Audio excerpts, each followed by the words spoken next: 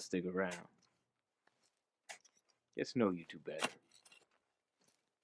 That way we can be real friends. Is me having my feelings at you making you feel uncomfortable? Is it embarrassing? Okay, you want to know what's embarrassing? You're not showing up for Dad's funeral. Me having to explain to every single person why you're not there. That's fucking embarrassing. And when have you ever made me feel like I was a part of this family? I have always been there for you. No, Angie. you've always bailed me out. Because you're always in trouble! I simply could not stand the stench of that slaughterhouse. All that blood and death. Really makes you want to shoot somebody.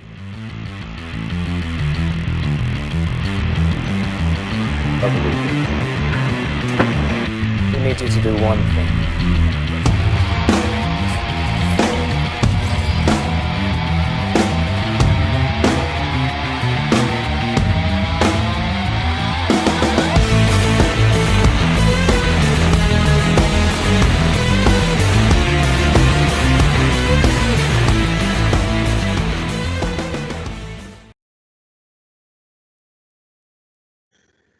Thank you for coming to StarNet Studios. I am Andre Tucker. Today I'm talking to an action star, as far as I'm concerned, because I've seen quite a few of the things that he has done.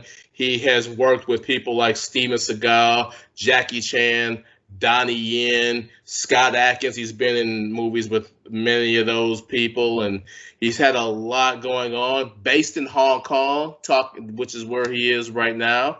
So I just want to welcome Mr. Jai Day. How you doing today, Jai? I'm good, Andre. Thank you for having me on, man.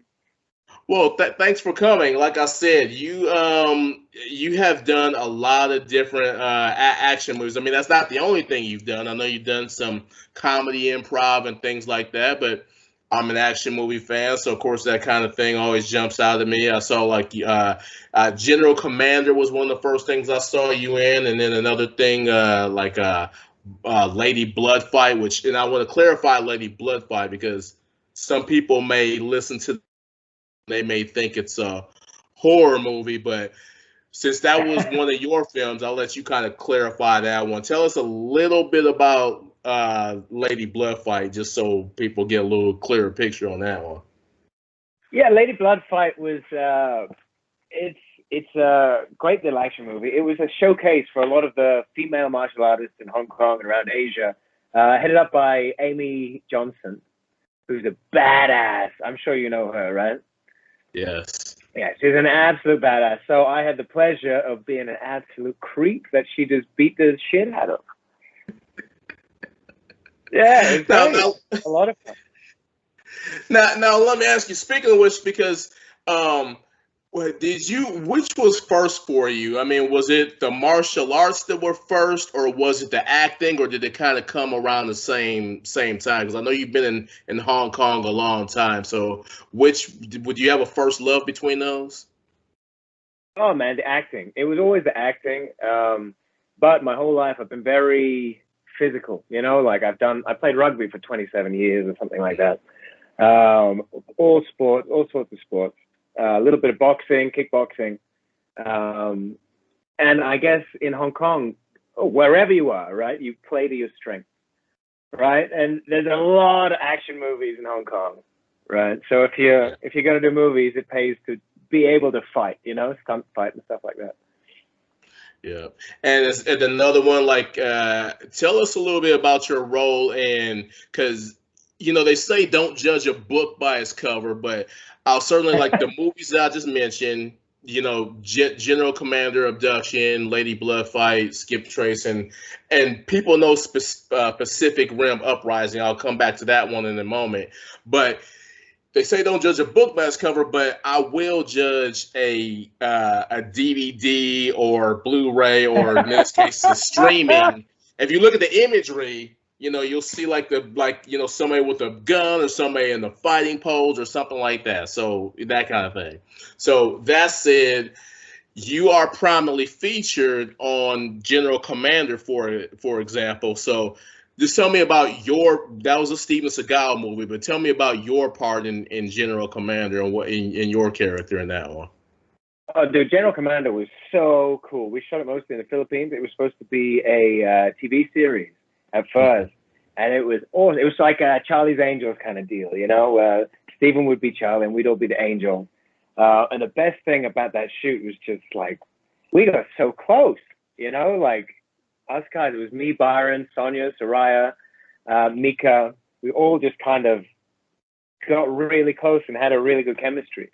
It was just so much fun to run around for a few months with guns, jumping out of cars, blowing stuff up. You know, it was an awesome, awesome experience. So the guy I played in that was called Ben Harrison.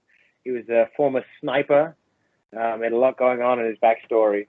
But yeah, he'd basically been adopted by this kind of mercenary family. And they were just trying to make the world a better place, you know? Yeah.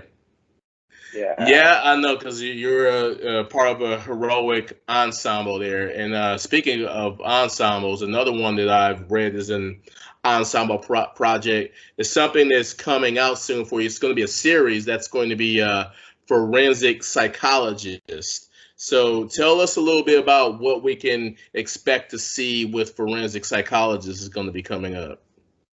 Yeah, this is cool. I can't say too much because it was just announced. But this is a really cool sort of new venture for Hong Kong. They're trying to make a series that appeals to an international market as well as a local market. So it's a lot of murder, a lot of mystery, and a lot of intrigue. It's a lot of very personal stories, which I quite like. They're very long takes. They're very contained episodes. Do you know what I mean? It's shot a lot like a play. Excellent. So, well, an 18-hour-long play, but still a play. Now, speaking of plays, I know you have a bit of a theater background as well. I mean, you've so that's going to be one of the other things you have coming up as even more theater. But this time it's going to be a little bit more family friendly. Is that correct? Am I understanding that right? That's right, man. That's right. It's funny. At the same time as I'm shooting Forensic Psychologists at night, I'm doing the Gruffalo during the day. So that's a kid show. Mm-hmm. It'll be a lot of fun. Lots of singing, lots of dancing, put them some smiles on the faces, you know, giving the parents a break for an hour or two. Yeah, and other things you've done as far as something that's a little kid friendly, going back into, I guess, maybe some of your early days in the business.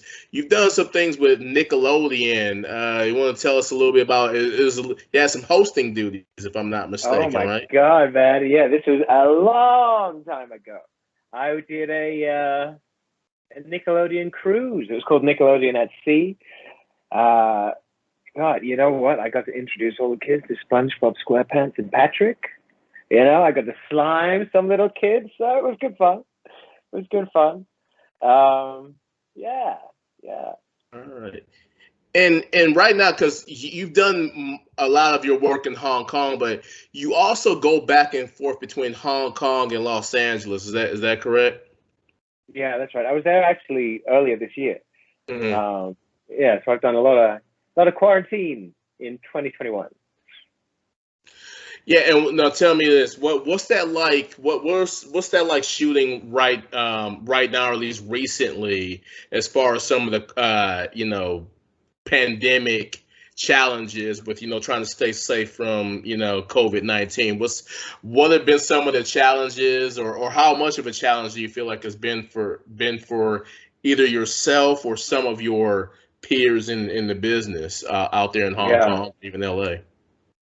Yeah, I mean, there's a few things, right? I mean, on the whole, I think all the production companies for films and TV, even voiceover, have been very good at implementing rules and sticking to the rules. Especially when I went to the US, it was like you had a time limit in the makeup room. They had to do your makeup within 12 minutes or something like that. And everybody was wearing full, operating theater surgeon gowns. It was really, really good to see, that people are taking it seriously. For my friends in the UK and stuff, even in the US, that do most of their work in the theater, it's really just been awful. You know, we're lucky in Hong Kong. Theaters are open, but at a reduced capacity. You know, you can sit in groups of 4 or whatever it is. But I think it's really demolished an industry. So you've had to adapt, right? I mean, I've done a lot more voiceover this year. I've done a lot of cartoons, things like that, less theater. Yeah, but the film has been surprisingly okay. They've just really implemented strict measures, and we've been fine. Oh, yeah. And let me tell you, because I mean, I know that's probably some of the challenges that you cover when you're doing your teaching, because I know you're trying to help future actors and future performers with your own projects. It's, was it the Actors Gym HK? So what can anyone who attends that class expect to encounter? Yeah, man. So what happened? I went out to LA maybe 15 years ago, almost 15 years ago, to study and to live and to work and stuff. And it was just an incredible experience. You know, everybody's passionate, everybody's talented, everybody is like on top of their game and striving to be better, right?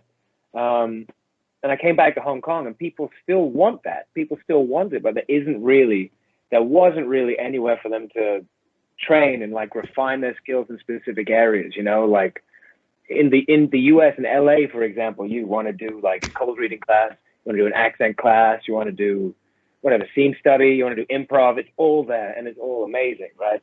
So for 10 years or so, I've been waiting for someone to open it in Hong Kong, something like that. And nobody did. So I thought, you know what? Why not give it a go? So I opened up the studio, you know, as soon as we can travel again, I'm bringing my coach in from Australia, another coach from the US. We're all going to, you know, put on some workshops and stuff. Right now, I've got a bunch of classes and I do a thing called the Actors Workshop, which is like an 8-week course where I take people through the whole experience of being a working actor, right? So we start with cold reads and auditions, go through your resume. I give you headshots if you haven't got a headshot. We go through your video reels and all of that stuff, video submissions, video auditions. Then we move into in-person scene study, and we do 6 weeks of that. Okay. Yeah, well, so it's kind of like get a lot out of that, yeah.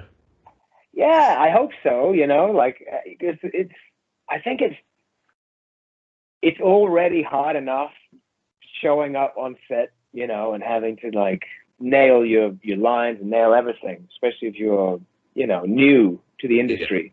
The less like fear, the less newness you can take out, the more newness you can take out of it, the more shock you can take out of it, the better, I think. Yeah. And that's really the idea. Yeah. And before we go here, you want to give the what's the website that people can go to find out more about those workshops? Actors Gym, yeah, sure. It's the actorsgymhk.com. actorsgymhk.com. Sounds great. Okay, well, I know people be looking at for that because I know they can. There's a lot of actors who have a lot that they want to learn and get as much knowledge as they can, and I know that'll be great for them to encounter from learning from you as well as your various collaborators on that project. So I want to tell you, thank you for coming on. I really appreciate your time, especially seeing me from all the way from Hong Kong. It was great talking to you, and we will be definitely looking out for Forensic Psychologist and everything else that you'll have going on. I know you have several different projects in the works coming up. Thanks, Andre. Thank you, man. It's been great to talk to you.